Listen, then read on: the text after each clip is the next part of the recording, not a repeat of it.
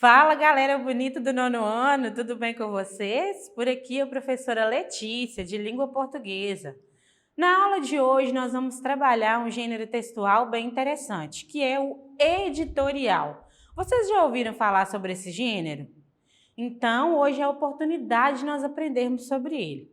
Primeira coisa que eu quero falar para vocês é que a principal função desse gênero textual é defender um ponto de vista a respeito de um acontecimento atual. Mas nós já vimos em uma outra aula sobre o artigo de opinião. Então, no decorrer desta aula, nós vamos perceber a diferença entre um e outro. Porque vocês se lembram que eu disse também lá na aula de artigo de opinião que ele defende um ponto de vista? Pois é, só que no editorial vai ser um pouco diferente. Vamos então. Primeira coisa aqui, pessoal, nós podemos dizer que o editorial, ele é o encontro da opinião com os fatos, onde o editor, que é a pessoa que escreve o editorial, ele vai expor a opinião a respeito de um fato cotidiano da sociedade.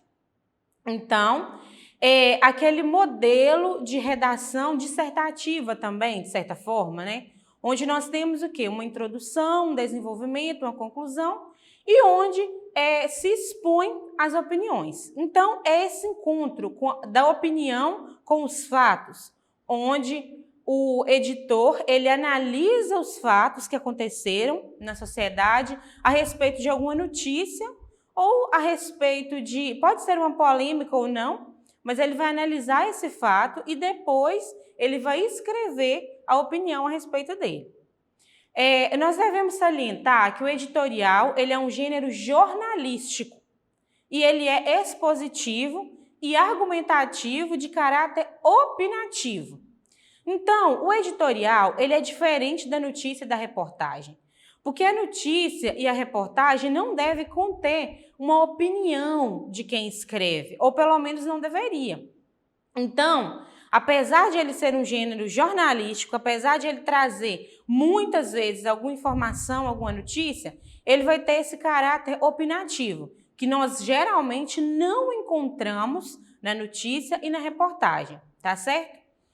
Em segundo lugar, eu devo dizer para vocês que o editorial, ele é escrito por uma pessoa, lógico, mas essa pessoa, ela representa uma instituição, ou seja, é escolhido entre a equipe um editor-chefe que escreve o texto, mas ele não coloca a sua opinião pessoal acerca do assunto. E sim, ele coloca a opinião da instituição a qual ele trabalha.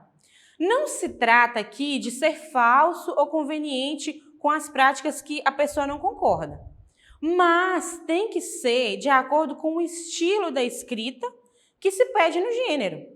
Então, a opinião do editor pouco importa. Ele deve obedecer às regras do gênero e se isentar daquilo que ele acredita. A vantagem desse gênero, né, nesse sentido, é que o editor-chefe, apesar dele escrever o texto, dele colocar a opinião, ele não vai assinar, uma vez que ele apresenta e argumenta a respeito da instituição que ele presta serviço. Então, isso aqui é muito importante, pessoal. E é a principal diferença entre o artigo de opinião e o editorial. Por quê? Lá no artigo de opinião, a pessoa, ela aparece. Então, no final, tem a assinatura da pessoa que escreveu o artigo de opinião e ela deixa bem claro que aquela é a opinião dela. No editorial, não. O editorial, geralmente, ele vai estar numa revista ou num jornal. A gente vai ver isso daqui a pouco. Então, aquela pessoa, por exemplo, eu, Letícia, estou representando uma revista ou um jornal. Eu vou escrever aquilo que a instituição me pede para escrever.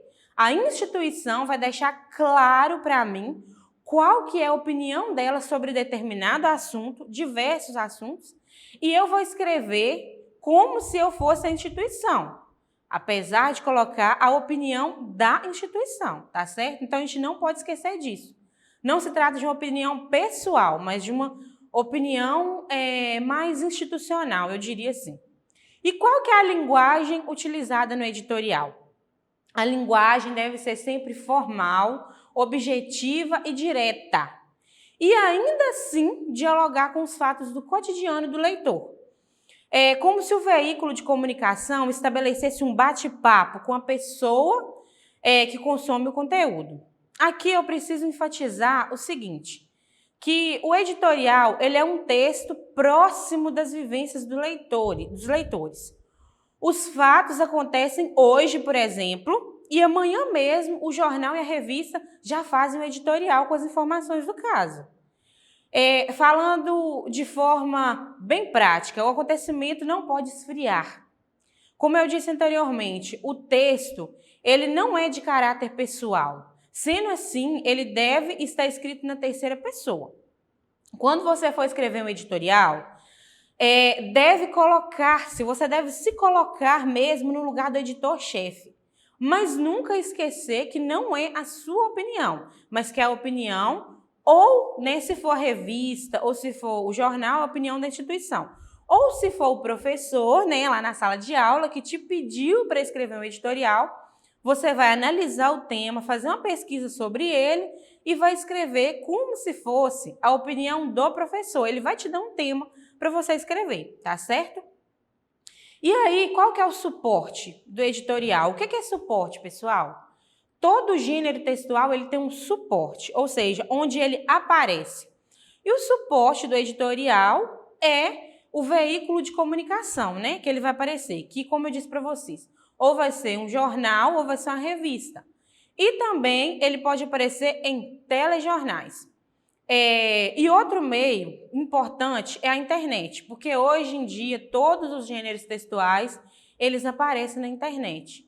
E falando de telejornal, o editorial é aquele momento onde aparece, é como se fosse aquela chamada do jornal.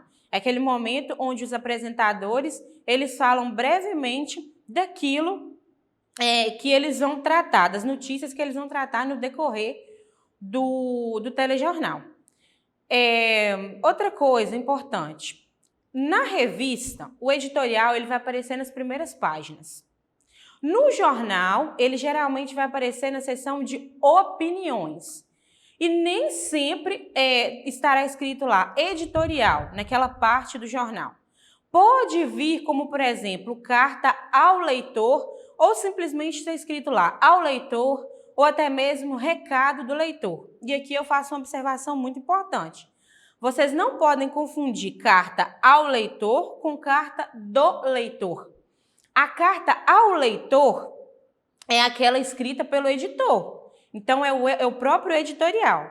Agora, a carta do leitor é aquela carta que é escrita pelos leitores do jornal. Aquelas pessoas que consomem o jornal. Então, ele é o momento em que o jornal propicia a esse leitor uma interação, tá certo? E como que o editorial é estruturado? Vamos lá. Ele é estruturado em introdução, desenvolvimento e conclusão, como qualquer texto argumentativo. Na introdução, o que a gente faz? Nós apresentamos as ideias de forma geral, impactante e que chame a atenção do leitor. Então, tem uma chamada de atenção do leitor bem forte aqui, para que a gente prenda a atenção dele e ele queira ler o nosso editorial. No desenvolvimento, é aquela oportunidade que o editor tem para argumentar e defender o seu ponto de vista. Aqui, no desenvolvimento, nós podemos usar fatos, dados precisos e estatísticas. Então, é momento de convencer quem está lendo. E na conclusão, pode-se colocar uma sugestão de intervenção ou uma solução para determinada problemática, se houver uma problemática, óbvio. Algo importante a se ressaltar é que nem sempre o editorial terá uma polêmica. Como eu disse para vocês, nem sempre é tratado algo tão polêmico assim que aconteceu na sociedade. Às vezes é só uma notícia mesmo. E eu trouxe aqui de forma bem prática para vocês um texto com o título Só a Verdade é a Notícia. Está lá no livro de vocês, do 9º ano, no livro Araribá, e também está na plataforma, estará na aula da plataforma, o texto na íntegra. Foi retirado do GZH um jornal digital, tá bom? Lá vocês terão mais detalhes a respeito de onde foi tirado esse texto e ele vai estar completinho lá. Mas eu quero trazer para vocês aqui as partes desse texto. Como que ele foi estruturado? Primeira coisa aqui, então, é a introdução. A introdução, ela estará no primeiro parágrafo. E ela está trazendo o conceito do que é fake news, está falando do compromisso com a verdade, do direito do cidadão de receber informações verdadeiras. Então, aqui eu achei bem interessante trazer um texto também sobre fake news para vocês conseguirem ver a diferença do artigo de opinião e do editorial. Porque no artigo de opinião, eu também trouxe um texto que falava sobre fake news. Então, vocês vão conseguir perceber essa diferença de forma bem prática quando vocês estiverem fazendo as atividades da plataforma. Aí vem a parte do desenvolvimento. O desenvolvimento ele está no segundo e no terceiro parágrafos. O que o jornal traz a respeito disso? Que os usuários de rede social não são, que eles são menos cobrados quando se trata de alguma opinião ou de alguma notícia, da disseminação de alguma notícia. E eles criticam exatamente sobre isso, que deveria haver uma maior cobrança nas redes sociais a respeito de notícias. Por quê? Nós temos um péssimo hábito de ver uma notícia, nem sabemos se aquela notícia é verdadeira e já espalhamos, não é mesmo?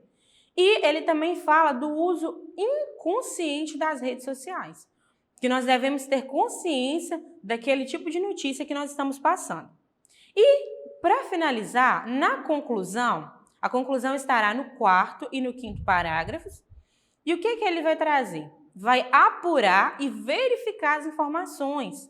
Ele vai trazer isso para nós. Olha, antes de espalhar uma notícia, antes de compartilhar qualquer conteúdo, apure, verifique se aquelas informações são verdadeiras, se aquela informação ela tem a capacidade de informar realmente e de transformar o pensamento das pessoas, para o bem, é lógico.